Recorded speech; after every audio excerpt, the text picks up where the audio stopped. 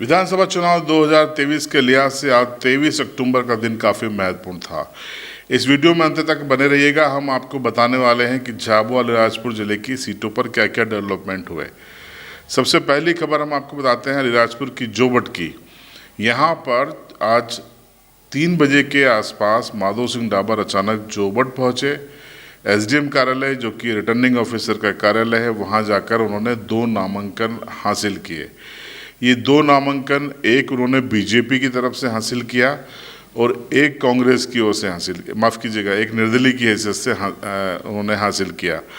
इसका मतलब क्या है, इसके मायने क्या है, हम आपको बताते हैं। इसके मायने ये है कि अभी भी उन्होंने बीजेपी की पाले में गेंद डाल दी है कि वो बीजेपी की ओर से भी नामांकन भरेंगे।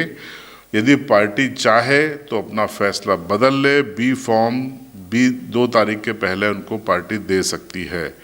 तो एक विकल्प दे दिया है, गेंद बीजेपी के पाले में डाल दी है बगावत करके माधो सिंह डाबर ने।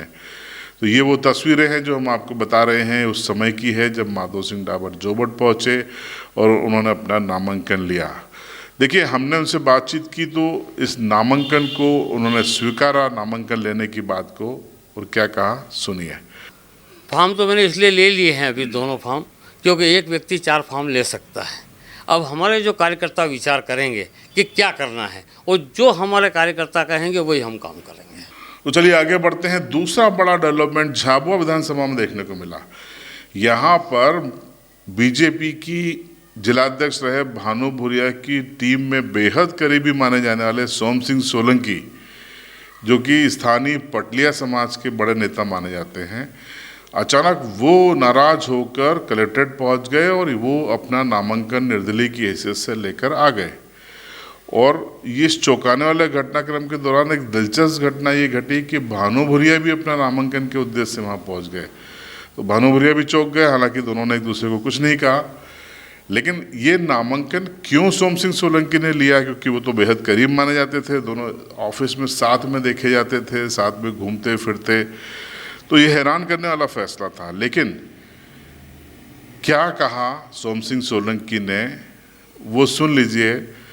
वो कह रहे हैं कि लगातार वो पार्टी में काम कर रहे हैं, लेकिन ठगे हुए महसूस कर रहे थे, इसलिए अब उन्होंने फैसला किया है। सुनिए सोम सिंह सोलंकी को।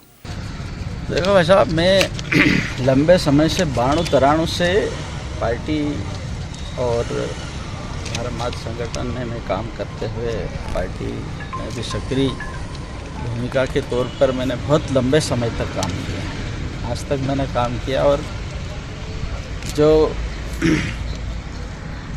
मुझे पार्टी को देना चाहिए वो दिया नहीं। मैं जिला पंचायत सदस्य में श्रीमती जी रही, मार्केटिंग का 3 बार मैं अध्यक्ष रहा, मंडी में डायरेक्टर रहा, और मैं लगातार पार्टी निस्वार्थ सेवा करता रहा।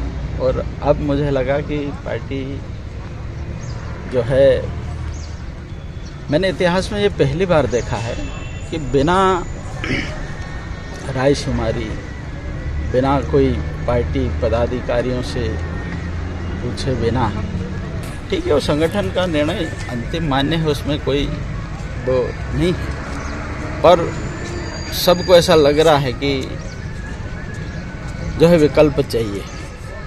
तो सियासत है भैया, जो कराए सो कम है, और राजनीति का मतलब ही होता है राजधन नीति, यानी राज हासिल करने के लिए जो भी नीति अपनाना पड़े वो राजनीति। खैर, सेवा तो एक माध्यम है और एक जुमला है। आज एक और नामांकन जमा किया कांग्रेस के अलीराजपुर एमएलए मुकेश पटेल ने। ये तस्वीर हम आपको बता रहे हैं। बगैर ढोल धमाके खामोशी से गए और साहब अकेले ही अपना नामांकन दाखिल करके आ गए। ये तस्वीर आप देखिए। वैसे भी वो ग्राउंड टू अर्थ हैं, लो प्रोफाइल रहते हैं और तामझाम और झांकी मंडप से दूर। तो मुकेश पटेल ने आज इस तरीके से अपना नामांकन दाखिल किया। लेकिन अलीराजपुर में ही आज वकील सिंह ठकराला अपने साथियों और पत्नी के साथ पहुंचे और उन्होंने भी नामांकन लिए। ये तस्वीरें हम आपको बता रहे हैं, ये वही है।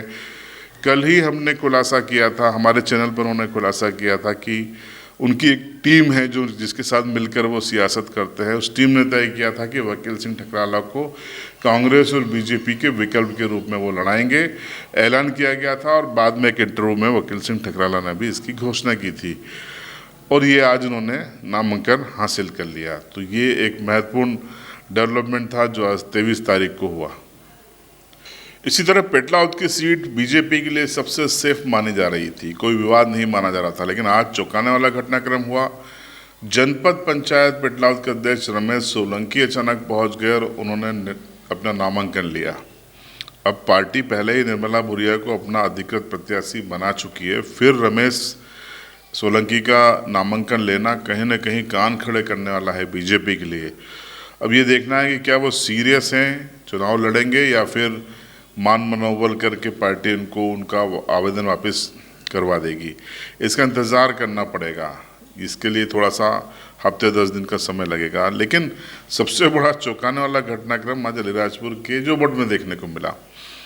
एक तस्वीर देखिए, कल ये तस्वीर है जब शंकर बामनिया, जो कि प्रमुख माने जाते हैं भील सेना के सुप्रीमो हैं, उन्होंने कल माधो सिंह डाबर के समर्थकों की, जिसमें 80% भाजपाई थे, वहां पहुंचकर कहा था कि अगर दादा निर्दलीय लड़ते हैं तो वो उनके साथ खड़े हैं। लेकिन आज वो जोबट पहुंच गए और बाप यानी भारत आदिवासी पार्टी की ओर से उन्होंने नामांकन लिया। और नामांकन लेने के बाद जब पत्रकारों ने उनसे पूछा कि आपने तो कल समर्थन दे दिया था, तब उन्होंने क्या कहा, सुनिए। मीटिंग आपने की?